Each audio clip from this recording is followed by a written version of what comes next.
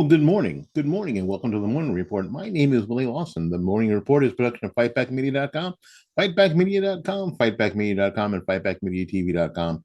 I trust that you are well this wonderful Friday. You made it to Friday. Congratulations. Put my headphones up. I'm a yoke here, and yeah, we made it. Another week behind us. Well, almost. Get through today and get into the weekend. We appreciate everybody who has watched one of the programs or heard some of the programs. We've been simulcasting on on Spreaker, and this show is up on Spreaker. It's not simulcast. We are pre-recording it because I got that second gig on Friday, so I can't really do it live on Friday like I'd like to, but we're going to get a program up for you 5 days a week, as many weeks in a row as we can, as many days in a row as we possibly can, because you guys are doing a heck of a job supporting us, subscribing to the channel. And if you'll do that now, if you're watching on YouTube, if you'll subscribe to the channel, our goal is at the end of this month to be at 700 subscribers. We are at 606 now. We can get to 700 by the end of the month. We have a really good chance of getting into our goal of 1,000 by the end of the year. So if you'll hit that subscribe button right now, that would be very cool. If you're listening on Spreaker, if you're listening on Spotify, if you follow the channel on whatever audio platform you're listening to, we would appreciate that greatly. All right, we're going to talk about New York here. Something horrible happened, but that's pretty much New York, right? There was one of their beloved street reporters, on the street performers, and they have a bunch of them, and people know them. It makes sense that sometimes people, once you see the same street performer over and over again, you go, "Oh yeah, I know that guy. I've seen him. I was on a subway and he was dancing." Blah blah. A dude named Jordan Neely was one of the subway performers, and was struggling, like so many people are, was struggling psychologically, struggling mentally, and unfortunately he was killed um, by someone who was trying to restrain him. He apparently, the story is that he got on a subway and was behaving even stranger, more strange than normal, and was screaming and yelling and saying he was hungry and had a place to stay, and he was basically like, "I just kill me, I'm okay with dying right now. I don't have." And I think he sort of lunged at some folks, and there's a videotape, and I'm not going to show it. Um, just not going to show it. If you want to see it, you can go to Twitter and find it, or you can go to TikTok and find it. But I'm not going to show it here. We're not going to show it here. Um, he was being subdued and held by this gentleman, and he had him in a chokehold. Um, Apparently, the gentleman who grabbed him and put him in this chokehold was a former Marine. Now we've got to say this because this is important. Just because you served in the Marines, and thank you for your service, doesn't mean that you know how to restrain people, and you're not that you're trained and all that kind of stuff. People are trained in hand-to-hand combat, but not necessarily in a way that he could restrain him without injuring him, especially when everybody's energy is way high. And unfortunately, the gentleman passed away. Um, so we're going to do a couple of stories back to back about what's going on in New York, and that's the first one. Like we say all the time, unfortunately, the left is okay with standing on the bodies of dead people, dead children is their preference if they can push an agenda. So the death of a 30-year-old man in a New York subway, which has been ruled a homicide by the city's medical examiner, has prompted vastly different responses from New York Democrats. On Monday, a homeless passenger, Jordan Neely, died after another passenger, a Marine veteran, put him in a chokehold over his reportedly unruly and threatening behavior towards others on the subway. Any loss of life is tragic. There's a lot we don't know about what happened here, so I'm going to refrain from commenting further, Mayor Eric Adams said in a press statement. However, we do know that there were serious mental health issues in play here, which is why our administration has made record investments. Blah blah blah blah blah. Yeah, we got people who need help, and we've made. So he's trying to make this about himself. And I need all elected officials and advocacy groups to join us in prioritizing getting people the care they need and not just allowing them to languish. Adams' measured response, urging caution before jumping to conclusions about the case, did not sit well with the New York Democratic representative, Alexandria Ocasio-Cortez. The lawmaker, who have been quick to condemn Neely's death as murder, said Adams felt like a new low. Here's what she tweeted. Jordan, this is from AOC. Jordan Neely was murdered, but because Jordan was houseless, words they use, houseless, not homeless. Because homeless is something else, right? He was houseless and crying for food at a time when the city is raising rents and stripping services to militarize itself, while many in power demonize the poor. The murderer gets protected with passive headlines and no charges. So she just decided, although she didn't know any of the details, none, that there was a murder going on. Well, because you saw a white guy choke out a black guy. Didn't have any idea, because she wants to be on the side of the screaming memes. She finishes the tweet with, "It's disgusting." And then she follows it up with, "This honestly feels like a new low, not being able to clearly condemn a public murder because the victim was of a social status and some would deem, quote, too low, end quote, to care about." That's not it.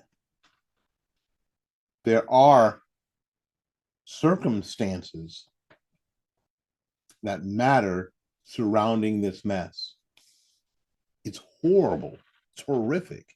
But there are circumstances. It isn't just some white guy grabbed a black guy and choked him out and everybody's cheering. It's not what's happening here. I saw a tweet today that someone said that that Jordan Neely was being choked out and people were standing around cheering. Well, once you see the video, you find out that nobody is standing around and cheering. It didn't happen that way. Not at all. Now, at the same time, and no one's mentioned it, and I don't know, but no one's talked about the ex-Marine's mental health either. Did he leap into action because of some problems that he had, and now he can control himself? Who knows? My guess is yes. My guess is there's a lot going on here that we don't know about. Fellow squad member Jamal Bowman of New York echoed her sentiments. Black men seem to always be choked to death, Bowman said Wednesday. Jordan Neely did not have to die. It's as simple as that. Yet we have another black man publicly executed. This is some inflammatory statements. Commenting on AOC's rage, Eric Adams said during an interview with CNN that he did not think it was, quote, very responsible at the time when we're still investigating the situation. Not responsible, but you see, and this is what Eric knows, that these people don't give a rat's patoot about being responsible about anything. What they want to be is inflammatory. They want to rile people up. And especially if they could get them riled up before any of the real facts are known, that's even better. Let the DA conduct his investigation with law enforcement officials to really interfere with that. is not the right thing to do. Eric Adams continued. I'm especially going to be responsible and allow them to do their job and allow them to determine what exactly happened here. Now, the cops, the police, never got to the scene. So our friend Ben Shapiro argued that fatal encounters is what you get when police no longer do their jobs. So people who are civilians, the untrained, step in to fill the void. This is a bigger problem. Where were the police? Where were the transit police? They didn't have to wait for the sheriffs to come from Mayberry. They had to wait for Barney Fife to get his bullet out of his shirt pocket. There are transit police there in New York. Where were they? Why did it take them forever? Why didn't they not show up? How come? And it is sad that Jordan Neely is dead. Did a hell of a Michael Jackson impersonation. It seems awful that he's dead. It seems awful that this guy will live the rest of his life knowing that this other person died by his hands at home, not on the battlefield somewhere, but in a subway car in New York. No doubt that'll mess you up. What do you think? Please write it down in the comments. Please write it down in the comments. We're going to take a little break. We'll be back after these messages. Discover adventure flying. Chances are, if we ask you to name a sports car or a sports bike, you could do it.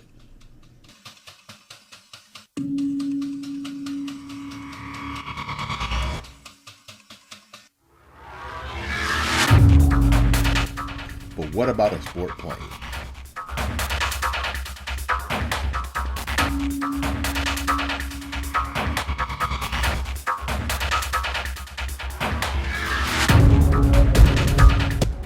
The Icon A5 is meant not for commercial or commuter flight, but rather to enjoy the sheer adventure of flying.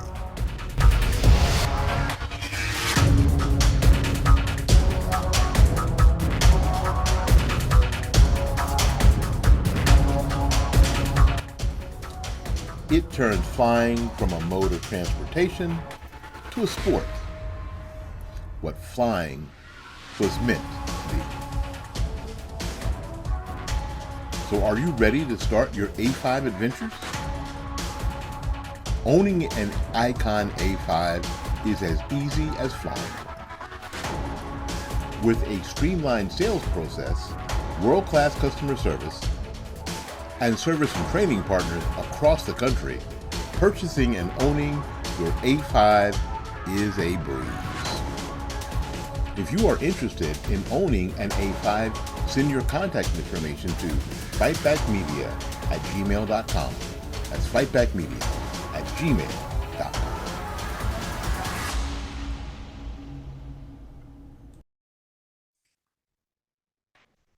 Again, welcome back. Thank you for coming back to the Morning Report. My name is Willie Lawson. The Morning Report is a production of fightbackmedia.com, fightbackmedia.com, fightbackmedia.com, and fightbackmediatv.com. It is Friday here on the Morning Report. Again, we are thrilled that you are with us today. If you're watching on YouTube, if you go ahead and hit that subscribe button, hit the notification bell, to know that when we post, that will be very, very helpful. If you're listening on Spreaker or Spotify or some audio platform, you go ahead and give us a follow. That will be super too. Listen, any of you, all of you, if you want to shoot me an email at fightbackmedia@gmail.com, fightbackmedia@gmail.com, fightbackmedia@gmail.com. Let us know where you're listening from and how you're accessing the program. That would be phantasmagorical. If you do that for us, we really, really appreciate it. All right, listen, more New York before we go. You know that that Governor Greg Abbott from Texas and um, Governor Ron DeSantis from Florida thought it important to get illegal immigrants to a place where they were wanted and accepted. And that was sanctuary cities, places that have said, you know, if you're illegal, if you're undocumented, you can come here without having to worry about being deported. You have to worry about being, that ICE would show up and deport you. And so, with some of the border towns in Texas being overwhelmed, Governor Abbott has been sending by bus or by plane thousands of illegal aliens to major cities around America. Um, but when asked this question about Greg Abbott, here's what Eric Adams says. He got asked, "Can I ask you what you were saying about Greg Abbott? He's been busing thousands of migrants to the city, even today, busing thousands of migrants to this city. But you said this week, talking about Eric Adams, that he's sending them to black-led cities. Your city, Washington, D.C., Chicago. Are you saying here that he's doing this because of the race of the mayor of the city?" Here's what he said. Here's what Adam says. Adam says this. "Well, let's be clear here. It was placed in quotes on the front pages of our newspaper that I called him a racist. I never said that. What I am making clear of the fact is not based on my opinion. He sent them to New York, Washington, D.C., Chicago, Denver," Adam says. Phillips then noted that Abbott's busing program also includes Philadelphia, who has a white mayor. Uh-uh. Um, I have not received a report from Philadelphia. I believe that he sent them to where black mayors are. I don't know if it's to undermine these large cities that are run by black mayors because of a political agenda. I don't know. He's doing it for their race, but I'm giving the facts where he has sent them. Adams replied. So Eric Adams thinks that because these people are so focused on the wrong thing, on the wrong thing, they're so focused on the wrong thing that the only reason that Greg Abbott would send a bunch of illegal immigrants out of these fairly small border towns to other places around the country is because the mayors were black. Because he set all that up. Abbott is an evil genius. He made sure that all these places elected black mayors. The only one they forgot was Philadelphia.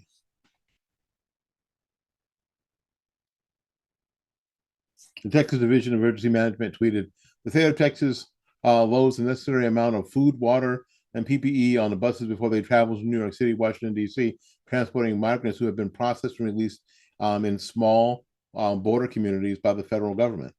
Because here's the problem. The federal government says, "Hey, you've been processed. Be back here at some court date." Well, here's the deal.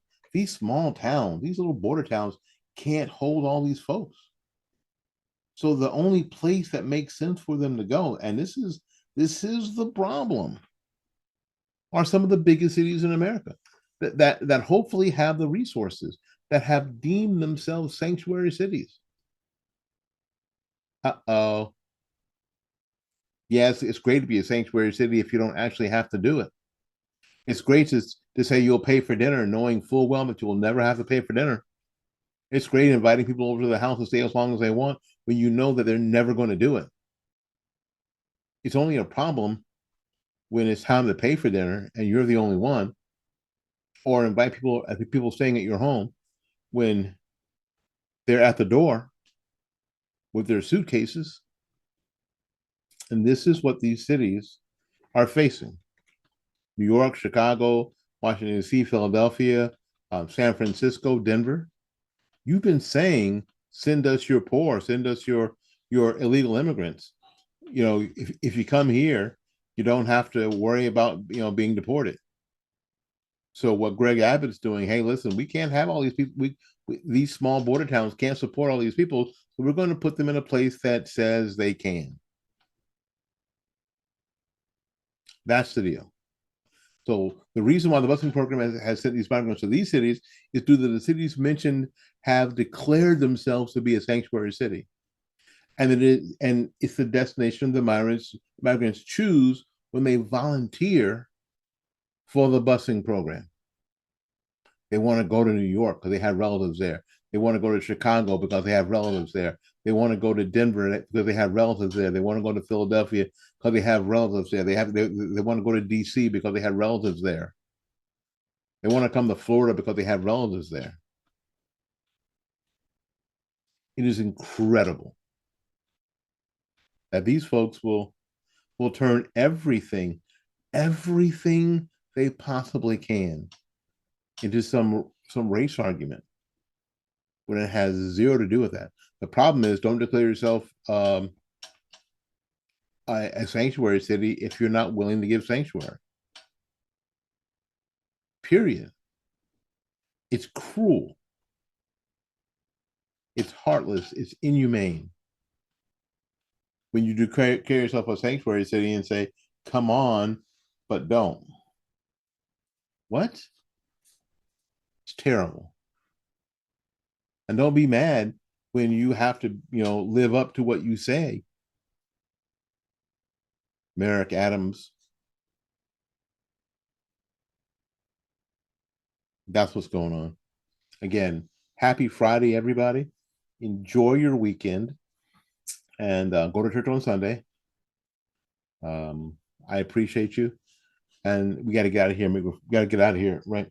And make room for somebody else. So until we see you again, go out there and learn something, love somebody, and for goodness sakes, y'all take care of yourself. We will see you when we see you. Bye bye now.